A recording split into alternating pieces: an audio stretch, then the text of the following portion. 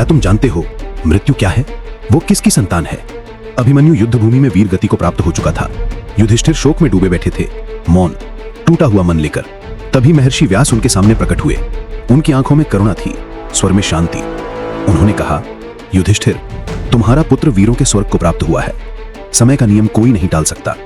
परंतु युधिष्ठिर की व्याकुल आत्मा ने धीरे से पूछा, व्यास, मृत्यु क्या है? वो किसकी संतान है और वो क्यों सबको अपने साथ ले जाती है? व्यास मुस्कुराए और बोले, ये एक दिव्य रहस्य है युधिष्ठिर। सृष्टि के आरंभ में जब ब्रह्मा ने सब प्राणियों की रचना की तो कोई भी नहीं मरता था। पृथ्वी उनके भार से कराह उठी। तब ब्रह्मा को क्रोध आया, उनके नेत्रों से अग्नि की ज्वाला निकली।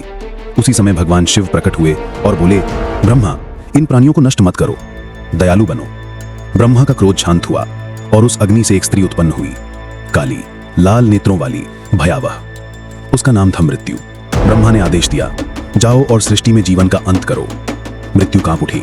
उसने भय से कहा, भगवान, मैं ये पाप नहीं कर सकती। वो लंबे तप में लीन हो गई। तब ब्रह्मा ने उसे वरदान दिया, पुत्री, तुम्हें कोई पाप नहीं लगेगा। रोग और यमराज तुम्हारे सहचर होंगे। मृत्यु ने सिर झुकाकर कहा, यदि ऐसा ही है तो लोभ, क्रोध और ईर्ष्या मनुष्यों को नष्ट करें, मैं नहीं। ब्रह्मा मुस्कुराए और बोले, तथास्तु। तुम्हारे आंसू रोग बनकर पृथ्वी पर उतरेंगे और उन्हीं रोगों से मृत्यु का जन्म होगा।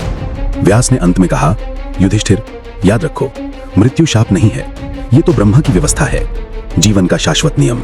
ये सुनकर युधिष्ठिर ने आंसू पोंछे और उनके हृदय में फिर से प्रकाश जगमगा उठा, साहस का, सत्य का और स्वीकृति का। मृत्यु अंत नहीं बल्कि नई शुरुआत है।